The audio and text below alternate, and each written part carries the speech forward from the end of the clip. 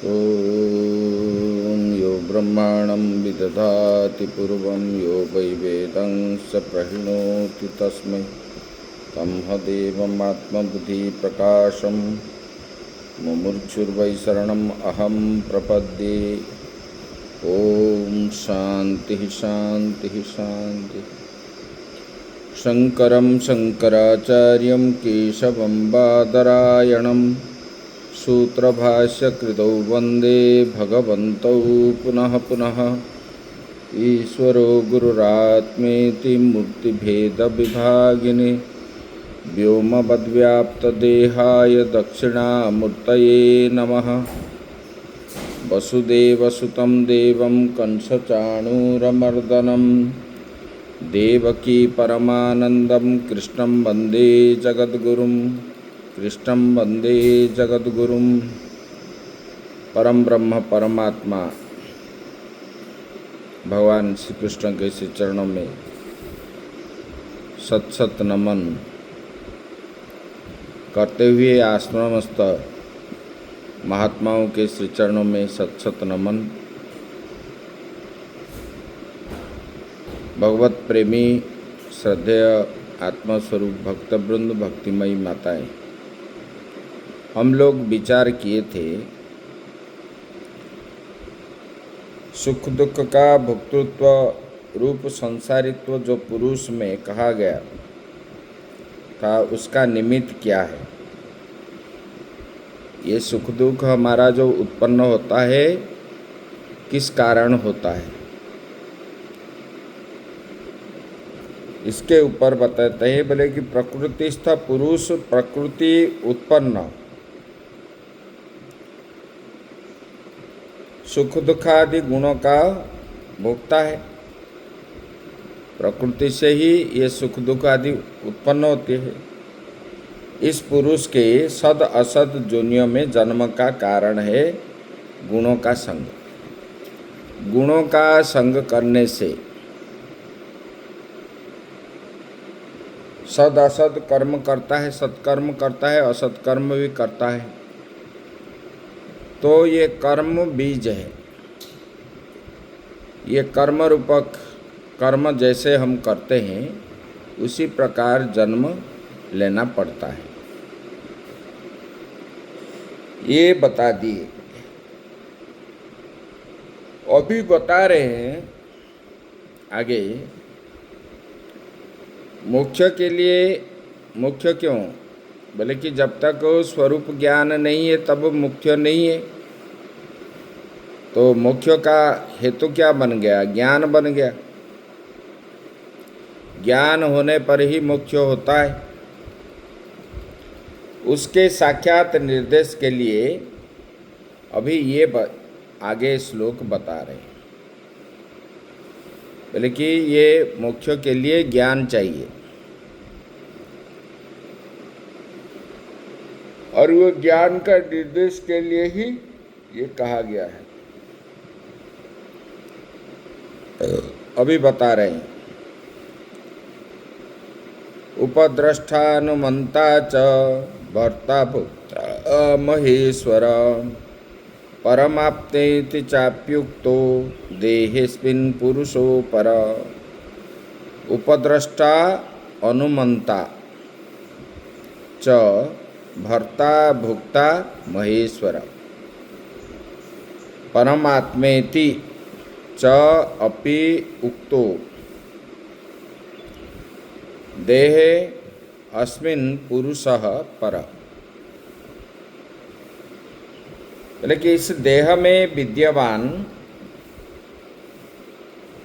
जो पर पुरुष वो क्या है? उसको उपद्रष्टा, अनुमंता, कर्ता, भोक्ता, महेश्वर और परमात्मा इन नामों से भी कहा गया है। अभी उपद्रष्टा, उप मतलब समीप, समीप में दृष्टा मतलब देखना। समीपस्थ संद्रष्टा उपद्रष्टा। स्वयं व्यापार स्वयं व्यापृतो यथार्थित्व यजमानेषु यज्ञ कर्म व्यापृतेषु तटस्थो अन्यो अव्यापृतो यज्ञ विद्या कुशल ऋत्विज यजमान व्यापार गुण दोषणाम इच्छेता। भगवान बता रहे हैं, बोले कि ये व्यापार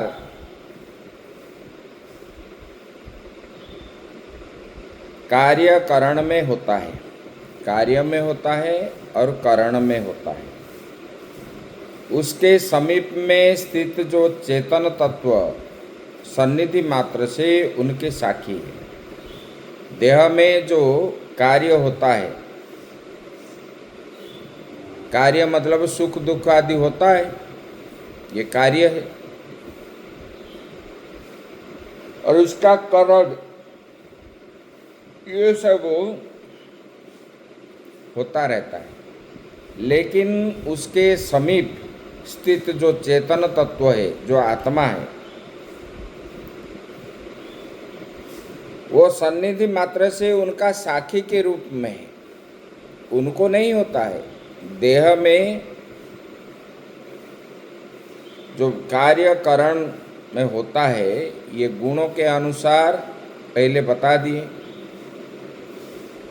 जिस जैसे गुण होगा ऐसे ऐसे मन में आएगा और करने के लिए प्रवृत्त होता है, लेकिन वो पास में होते हुए आत्मा को वो नहीं लगता है। वो शरीर के अंदर आत्मा रहता है और कार्यकरण व्यापार अंदर करते हैं, लेकिन जो कार्यकरण से जो फल होता है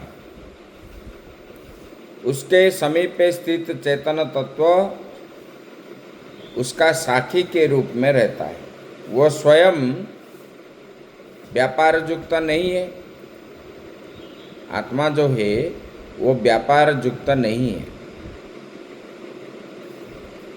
यहाँ दृष्टांत देते हैं, जैसे कि ऋत्विक यजमान यज्ञ कर्म से संलग्न रहते हैं। जो पुरोहित है, जो यज्ञ करने वाला ब्राह्मण पंडित, वो और यजमान वो कर्म करते हैं। उनके समीपवर्ती, उनके पास में यज्ञ विद्या से कुशल ज्ञान होता हुआ पुरुष, दूसरा कोई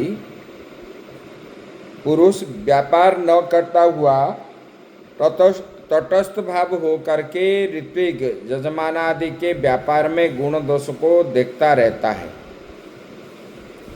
उसके पास में बैठा है जो यज्ञ कर्म पूर्ण मात्रा से जानता है। पंडित और यजमान के अंदर जो व्यापार यज्ञ चल रहा है, वो जानता है कि वो ठीक कर रहा है कि गलती कर रहा है, लेकिन वो चुपचाप वहाँ पर बैठा रहता है।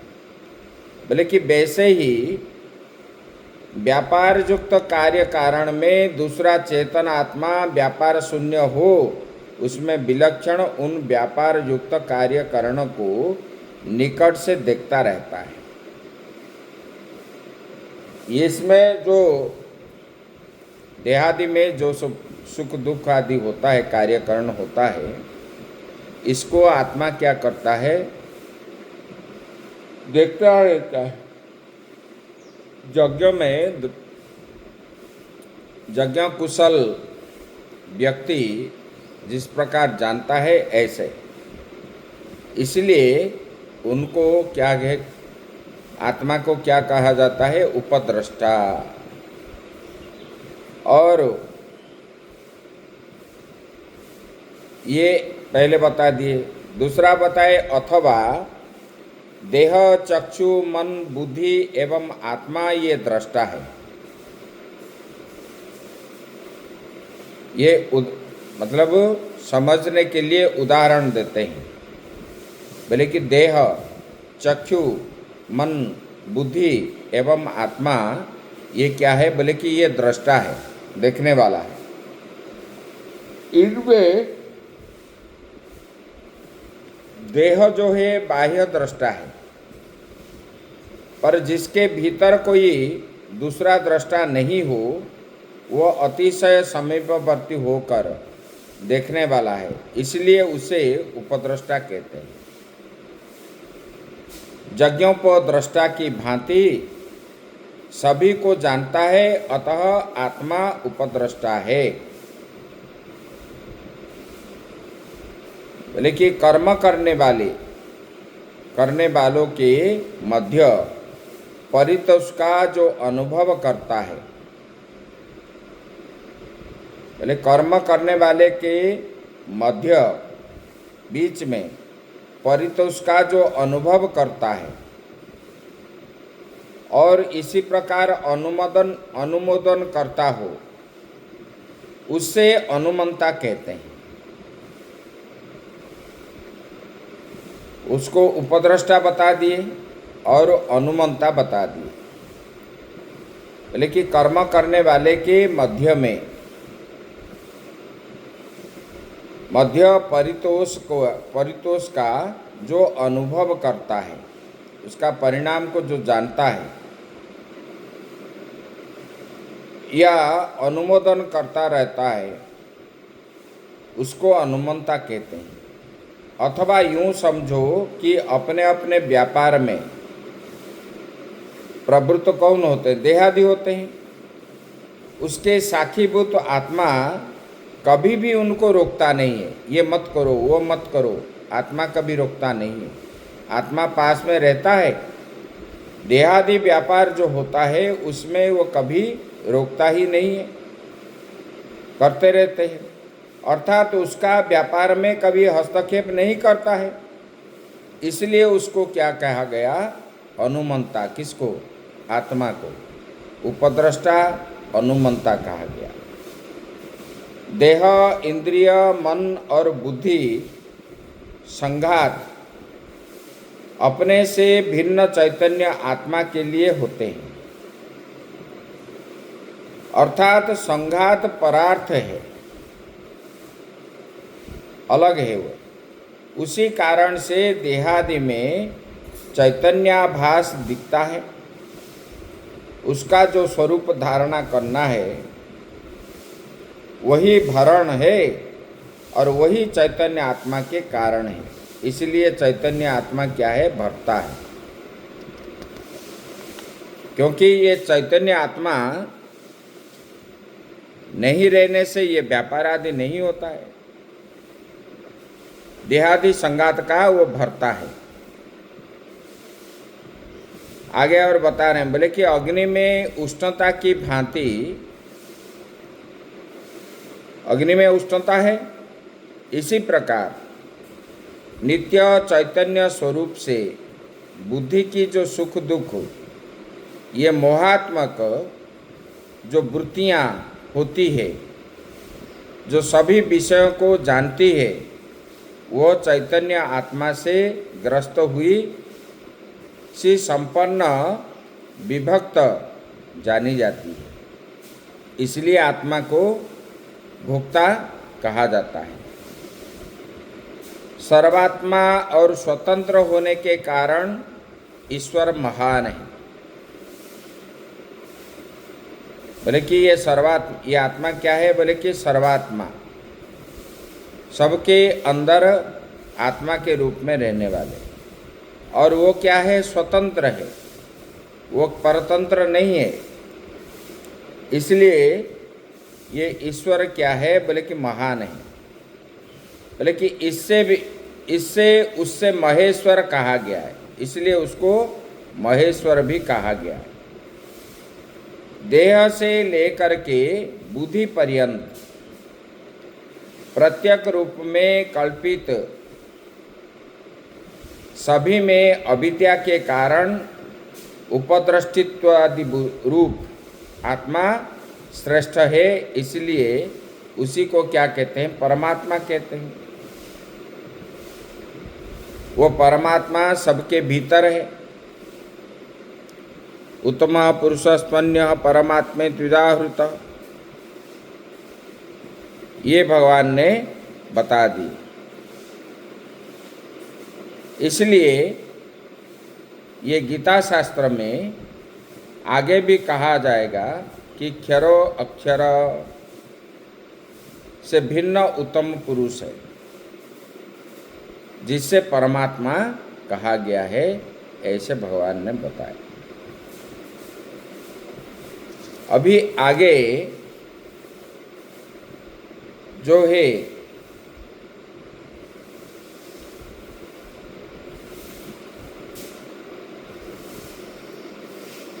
यहाँ पर बताए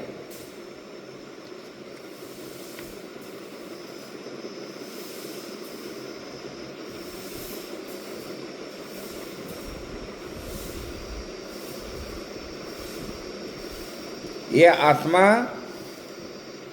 सबसे परे है, इस प्रकार बताया गया इसमें, ये 22वां श्लोक में। अभी इधर बताने जा रहे हैं कि ये क्या है। अभी भगवान ने बता रहे, क्षेत्रज्ञम चापिमांग विद्धि, इस वाक्य से सर्व क्षेत्रेषु भारत, इस वाक्य द्वारा प्रतिज्ञा की गई है कि उसकी व्याख्याकार प्रसंग का उपसंहार किया गया। इसी प्रकार उस यथोक्त लक्षण वाले आत्मा को ये श्लोक में बता दें। भले कि ये आत्मा को जो यथा रीति से जानता है, यथोक्त रीति से जानता है, भले कि साथ ही गुणों के साथ प्रकृति को भी पहचानता है। आत्मा को जानता है, इंद्रियों को जानता है, प्रकृति को जानता है, विषय को जो जानता है, सभी प्रकार से बर्ताव करता हुआ भी देह को छोड़ने के बाद देहांतर को ग्रहण नहीं करता। इसका मतलब वो जब उन्होंने आत्मा को जान लिया, जिन्होंने, और प्रकृति को जान गया, ये प्रकृति गुण है, तीनों गुणों का समाहार है प्रकृति, और देह में किस लिए हो रहा है, किस कारण से देह में सुख दुख आदि जो होता है, और जीव किस लिए बंधन में फंसता है, बार बार जन्म होता है, जो जान लिया इसको, वो देहांतर के बाद, शरीर छोड़ने के बाद पुनः वो जन्म नहीं होता। ये श्लोक में अभी ये बता रहे, य एवं वेति पुरुषं प्रकृतिं च गुणैः सह सर्वथा वर्तमानोऽपि न स भूयोऽभिजायते। वेति जो जानता है, किसको?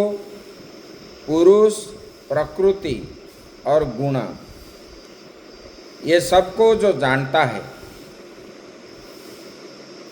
बल्कि वो यथोक्त रीति से जो जानता है, गुणों के साथ प्रकृति को भी पहचानता है, वो सभी प्रकार से बर्ताव करता हुआ, मतलब संसार में जो रहता हुआ होने पर भी जो सबको जानता है, भले कि देहों को छोड़ने के बाद देहांतर को ग्रहण नहीं करता, फिर पुनः उनको शरीर मिलता नहीं, मुक्तियों को प्राप्त होता है। यहाँ पर बता रहे, यथोक्त प्रकार से जो अपरोक्ष में पुरुष को एवं अपने विकारों के सहित अविद्या रूप पूर्वोक्त प्रकृति को विद्या द्वारा निवृत्त जान लेता है। जो प्रकृति को जानता है, और प्रकृति को विद्या द्वारा निवृत्ति जान लेना है, वो ज्ञानी सभी प्रकार से बर्ताव करता हुआ भी इस वर्तमान देह को छूट जाने पर देहांतर के लिए जन्म ग्रहण नहीं करता। जो प्रकृति को जान लिया और प्रकृति के साथ साथ गुणों को भी जान लिया, पुरुष को प्रकृति के अंदर जो गुणों को जो जान लिया, वो वर्तमान देह को छूट जाने के बाद देहांतर वो जन्म ग्रहण नहीं करता। भगवान ने यहाँ पर बताया। बोले कि जहाँ ज्ञानी सभी प्रकार से बर्ताव करता हुआ भी पुनर्जन्म ग्रहण नहीं करता, क्योंकि शरीर है तो बर्ताव करना पड़ेगा, खाना पड़ेगा, पहनना पड़ेगा, सुख दुख आदि भोगना पड़ेगा, ये सब करना पड़ेगा। बोले कि होने पर भी वो पुनर्जन्म नहीं करता है। इस संबंध में कह रहे हैं।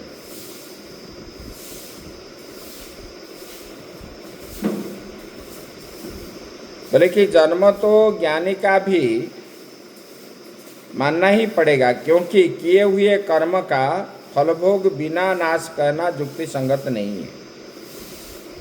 जैसे फल देने के लिए लोग भी प्रश्न करते हैं, अगर पुनर्जन्म नहीं होता तो उन्होंने जो कर्म किया है पहले जन्म, अभी तो ज्ञान हो गया, ज्ञान होने से उनको मोक्ष प्राप्ति होती है, लेकिन उन्होंने जो कर्म किया पहले, अभी आगे करने जा रहा है, तो उसको क्या है तब बोल रहे हैं कि ये कहना ठीक नहीं है। उत्तर में बोले कि शुभ अशुभ और शुभाशुभ तीन प्रकार के, उसे 3 जन्मों से तो ज्ञानी का भी मानना ही पड़ेगा, क्योंकि कर्म का फलभोग बिना नाश कहना युक्ति संगत नहीं है। बोले कि जैसे फल देने के लिए प्रवृत्त आरब्ध जन्मदायक कर्म का भोग बिना नाश नहीं होता, जैसे हम कर्म कर रहे हैं, कर्म का उसका फल हमको भोगना पड़ेगा, ये प्रारब्ध ये बोलते हैं। बोले कि कर्म में कोई भेद नहीं जान पड़ता है, अतः त्रिविध कर्म भी 3 जन्म अवश्य देंगे, अथवा तीनों कर्म मिलकर के 1 जन्म तो देंगे ही। यहाँ पर बता रहे कि देखो शास्त्र में जो कहा था कि कर्म का फल अवश्य ही भोगना पड़ता है, उनमें अनर्थक्य दोष भी आने लग जाएगा। वहाँ पर बता रहे हैं, बोले कि ऐसा कहना ठीक नहीं है। बोले क्योंकि इस ज्ञानी के सभी कर्म नष्ट हो जाता है। जैसे अग्नि के यथैधांसी समिद्ध अग्निर भस्मसात कुरुतेर्जुन, भगवान ने बताए गीता में 3 अध्याय। बोले कि यज्ञ में समिधा जैसे ध्वंस हो जाता है, बोले कि ये अग्नि रूपक ज्ञान ये कहा जाता है, इस ज्ञानी के सभी कर्म नष्ट हो जाता है।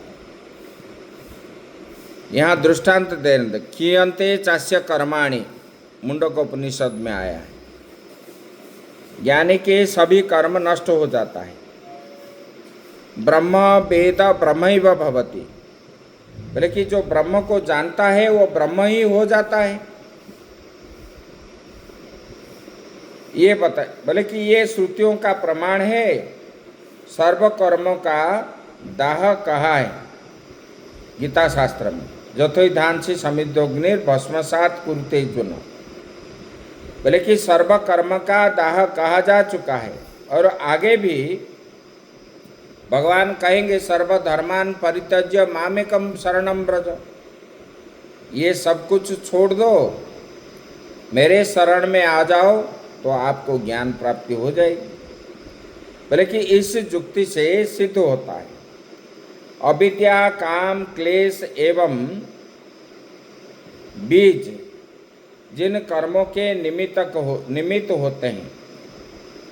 बोले कि अविद्या के द्वारा, आसक्ति के द्वारा, दुख के द्वारा ये सब बीज बन गया है, उसका जन्म होता है।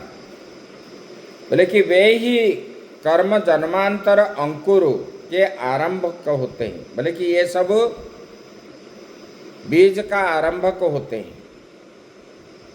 बोले कि अहंकार एवं फलाभिसंधि के सहित किए गए कर्म फलारंभक होते हैं। इसलिए अहंकार, आसक्ति ये सब त्यागना चाहिए।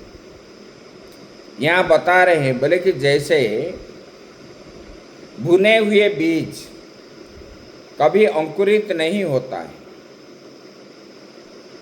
वैसे ही ज्ञान से ज्ञानाग्नि दग्ध कर्माणि, बोले कि वैसे ही ज्ञान से दग्ध हो जाने के कारण अविद्यादि क्लेश से जीवात्मा पुनर्जन्म ग्रहण नहीं करता, यहाँ पर बता दिया।